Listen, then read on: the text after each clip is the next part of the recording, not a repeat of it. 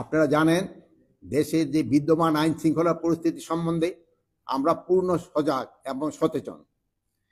আপনারা জানেন যে আওয়ামী দোসররা তারা দেশকে অস্থিতিশীল করার জন্য সব ধরনের চেষ্টা করতেছে।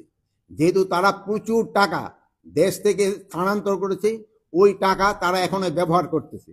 এই টাকা ব্যবহার করে দেশকে একটা অস্থিতিশীল পরিস্থিতি করার চেষ্টা করতেছে। আমরা এইটা কোনো অবস্থায় করতে দিব না। আমরা যেভাবে হোক এটা প্রতিহত করব। দিনে রাত্রে যেখানে আমাদের বাহিনীর প্রয়োজন হবে তারা সেখানে যাবে এবং এইটাকে প্রতিহত করবে।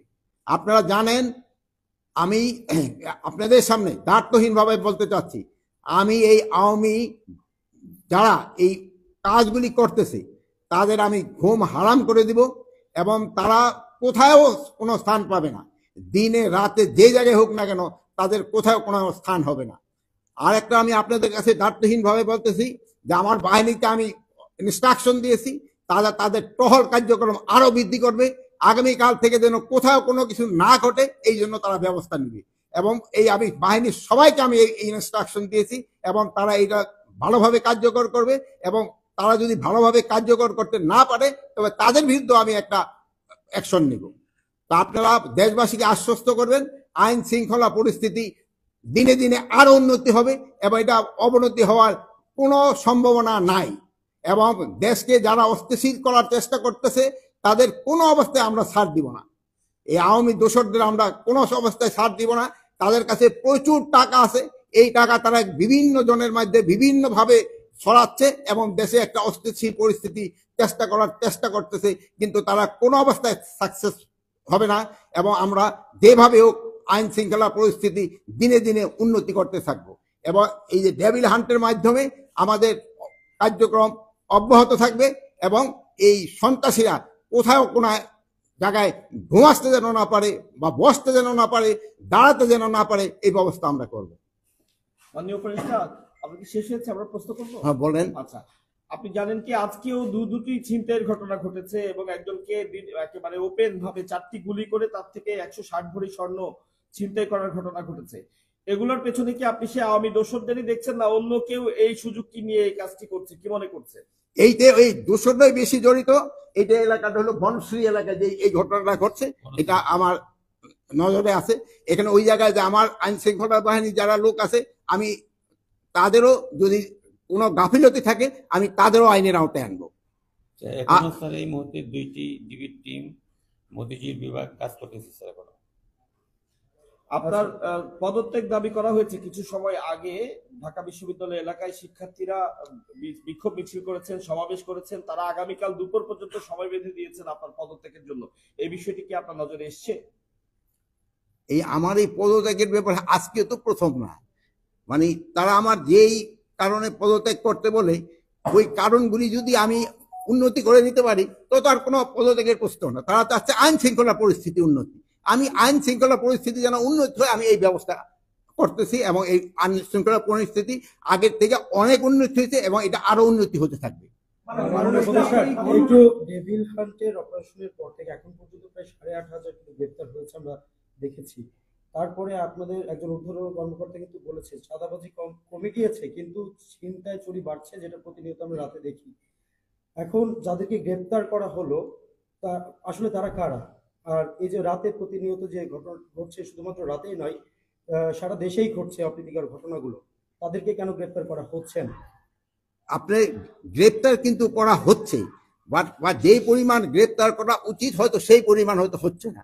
যেমন ধরেন এই বাসে ডাকাতির জন্য কিন্তু অলরেডি 3 জনকে কিন্তু সাভার থেকে গ্রেপ্তার করা হয়েছে, গ্রেপ্তার হচ্ছে এবং গ্রেপ্তার এটা চলতে থাকবে। মাননীয় উপদেষ্টা, আমরা প্রথমে আসলে সশস্ত্র বাহিনীকে আসলে যতটা সক্রিয় দেখেছি, এখন আসলে হয়তোবা ওই উপস্থিতিটা আসলে দেখতে পাচ্ছি না। যে সেনাবাহিনীর প্রথম দিকে যে অভিযানগুলো ছিল, বিশেষ করে পরে নতুন সরকার আসার পরে শুরুর দিকে যে অভিযানগুলো ছিল, এখন আসলে এই মানে ব্যবধানটা কেন, আসলে পার্থক্যটা কেন? এটার সাথে একটু যোগ করতে চাই, রাজুতে যেটা উত্থাপন করা হয়েছে আপনার পদত্যাগের সাথে, বলা হচ্ছে যে সেনাবাহিনীর যে ম্যাজিস্ট্রেট পাওয়ার দেওয়া হয়েছে সেটা কি মানে পুরোপুরি কাজ করছে কিনা তারা জানতে চেয়েছেন। আমরাও একটু জানতে চাই সেটা আসলে কাজ করছে কিনা, সেটা কিভাবে কাজ করছে, কোন স্তরে কাজ করছে। ম্যাজিস্ট্রেটি পাওয়ার তাদের যে যে ক্ষেত্রে দেওয়া হয়েছে ওটা ঠিকভাবেই কাজ চলতেছে। এই যে দেখেন সেনাবাহিনীর অফিসারও কিন্তু এখানে আছে, তারও কাজ করে যাচ্ছে, তারও কাজ করছে, সবাই কাজ করতেছে দেখেই কিন্তু আমরা একটু আগের থেকে পরিস্থিতি একটু ভালোর দিকে গেছে। এটা আরো ভালোর দিকে যেন যায় আমরা চেষ্টা করব, এবং আমি এই ব্যাপারে আপনাদেরও একটু সহযোগিতা চাবে। আপনারা কিন্তু সব ব্যাপারে আমাদের সহযোগিতা করে যাচ্ছেন, ভবিষ্যতে আপনারা আমাদের সহযোগিতা করতে যাবেন।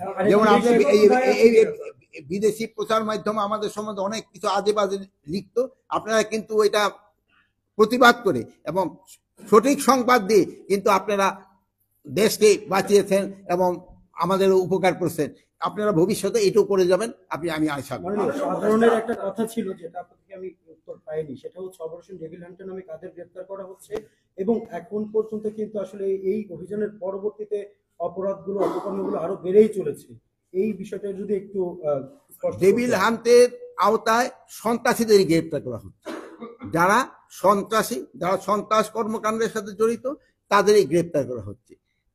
এখন এই যে একটা ঘটনা ঘটছে, এটা যেন কোনো একটা ঘটনা যেন না ঘটে, এই জন্য আমরা ব্যবস্থা নেব। শুরু থেকে আমরা বিভিন্ন ছিনতাইয়ের ঘটনা যা দেখেছি, যে মোটরসাইকেলে করে 3 জন বা 2 জন মিলে এসে তারা 3-4টি মোটরসাইকেল করে নিয়ে এসে ছিনতাই কাজটি করছে। এই মোটরসাইকেলে একাধিক ব্যক্তি চলাচলের ব্যাপারে এ ধরনের আলাদা কোনো নির্দেশনা কি আপনারা চিন্তা করছেন, দেবেন কিনা? এই ব্যাপারে মোটরসাইকেলে যেন হেলমেট পরা অবস্থায় ছাড়া কেউ যেন না চড়ে, এবং 2 জনের বেশি যেন না চড়ে, এটার জন্য তো আমি অলরেডি ইনস্ট্রাকশন দেওয়া হয়েছে, এবং এটা যেন কার্যকারী হয়। ফারুক, এটা তোমরা দেখবা যেন কোনো অবস্থায় এটা যেন কোনো না পড়তায়। মাননীয় উপদেষ্টা, শুধু ছিনতাই নয়, শিক্ষার্থীরা, বিশেষ করে নারী শিক্ষার্থীরা বলছে যে স্বরাষ্ট্র উপদেষ্টা এবং আইন উপদেষ্টা যখন দায়িত্ব নেয়, সবার আগে তাদের নারীদের নিরাপত্তার কথা চিন্তা করা উচিত ছিল। যে হারে ধর্ষণের সংখ্যা বেড়ে চলছে, তারা এটা নিয়ে উদ্বিগ্ন, এবং তারা বলছেন যে স্বরাষ্ট্র এবং আইন মন্ত্রণালয় থেকে তেমন কোনো উদ্যোগ নেওয়া হয়নি। কি বলবেন তাদের উদ্দেশ্যে? তাদের উদ্দেশ্যে বলবো, আমার মা বোনদের ভয়ের কোনো কারণ নেই। তাদের ব্যাপারে আমরা সব সময় কনসার্ন, এবং তাদের কোনো ধরনের যেন কোনো রকমের সমস্যা করতে না হয়, এ ব্যাপারে আমরা সব সময় সজাগ আছি, এবং আইন শৃঙ্খলা বাহিনীও এই ব্যাপারে সব সময় সজাগ আছে।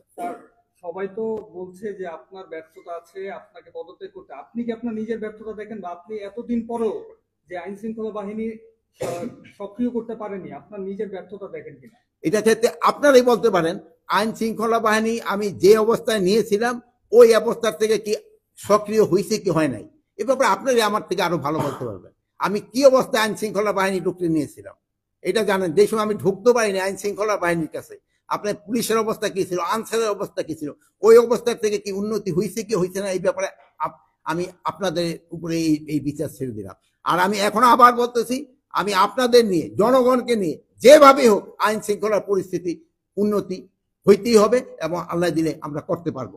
আপনারা ভালো থাকেন, দোয়া করি। শুধু ডেভিল হান্টের মধ্যে সীমাবদ্ধ থাকবে, নাকি চোর ছিনতাইকারীদের জন্য নতুন কোনো হান্ট আপনারা করবেন কিনা? চোর সন্ত্রাসী এদের জন্য সব সময় এই ডেভিল হান্ট থাক বা যাই থাক না কেন, তাদের জন্য কঠোর ব্যবস্থা সব সময় নেওয়া হবে। সবসময় বলা হচ্ছে যে আসলে আপনারা যথেষ্ট চেষ্টা করছেন আর কি দেশে আইন শৃঙ্খলা বাহিনীকে আসলে ঠিক করার জন্য, কিন্তু প্রতিনিয়ত যে ঘটনাগুলো ঘটছে, অবস্থা ছিল যে যারা এই খারাপ কাজগুলো করছে বা যারা চিন্তায় করছে, তারা আসলে ভয় পাওয়ার কথা ছিল, কিন্তু তারা একটা প্রতিনিয়ত কিন্তু তারা সীমা লঙ্ঘন করে যাচ্ছে, প্রতিনিয়ত ঘটনার তীব্রতা বাড়ছে।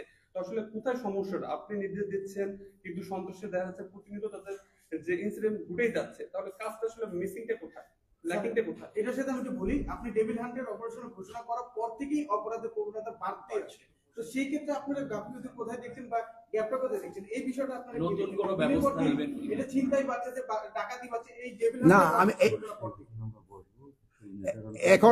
এখন আবার বসতেছি। আপনারা দেখছেন যে আমি আইন শৃঙ্খলা বাহিনীর উদ্বোধন কর্মকর্তারা আমি ডেকেছি, এবং এই ব্যাপারে আমি এখন কিভাবে কি করা যায় এটা এখন আমরা নির্ধারণ করব, এবং আগামীকাল থেকে আপনারা দেখবেন একটা ডেফিনিট ইমপ্রুভমেন্ট।